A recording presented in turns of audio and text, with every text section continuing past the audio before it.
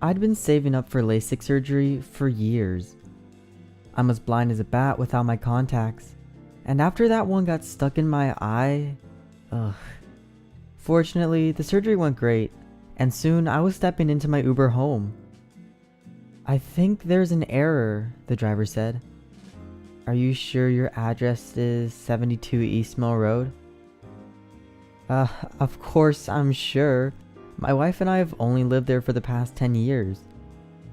"Okay," he said, in an uncertain voice. Just wanted to double check." I spent most of my ride looking out the window. The houses, the trees, the cars, they already looked clearer to me. I smiled to myself as the driver turned onto our street. And then suddenly, he rolled to a stop. "What are you doing?" I said. 72 East Mill Road, this is it." "But that's not my house." I looked up at the thing. It was a small colonial, like our house, but it was in complete disrepair. It looked like nobody had lived there for years. The white paint was shedding off the wood. The shrubs were tangled and overgrown, some crawling up the side of the house. A few windows downstairs were shattered, and the flower boxes underneath, that Maggie so fastidiously tended to in our real house, were empty. "This is not my house." He pointed to the mailbox, and there in chipped white paint was a number. 72. "This is ridiculous. This is not my house." But the Uber guy already thought I was crazy. "Okay, thanks," I said, stepping out of the car. I was halfway through calling another Uber to take me to my real home when my gaze caught on the porch. There, in front of the door, was one of those novelty welcome mats. "Go away, no one's home."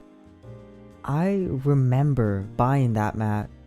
Maggie and I went to the mall, saw it, and had a good laugh about how antisocial we were. I remember the chip reader malfunctioning on my card, and the cashier giving us a really weird look. I remember it all. Hands shaking, I walked up to the front door. I pulled the key out of my pocket and put it into the lock. It fit. The door creaked open. Inside, the house was in even worse state. The floorboards were splintered and stained. Some of the walls had large rotting holes in them. On the kitchen table sat a pile of mail, all addressed to me. On the table sat a half-eaten cinnamon bagel, the one I ate this morning. There was no doubt about it. This was my house. Then where's Maggie? "Maggie," I called. My voice echoed in the empty, rotting house. "Maggie, are you home?" Silence. I walked up the stairs. Each step creaked under my weight, threatening to completely disintegrate. When I got to the top level, all the doors were shut. "Maggie?" Once again, silence. My hand fell on the doorknob to our bedroom. With a shuddering breath, I pushed it open. The curtains were open. Golden sunlight filtered in through the windows, bathing the room in a cheery glow. And there, on the top of the made bed, was a mannequin. Her face was painted on plastic shiny skin. Fake brown hair spilled out into the pillow in elegant waves. Her sightless eyes gazed towards the ceiling, as if she were perfectly at peace. Like some kind of madman, I began to shake her. "Maggie! Maggie!"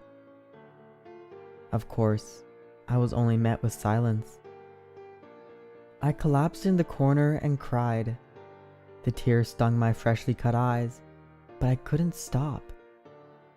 The doctor didn't just fix my nearsightedness. He'd opened my eyes.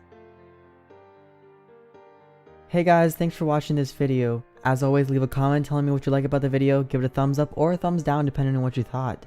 If you like what you saw, hit the subscribe button to get more content just like this. And as always, have a good one.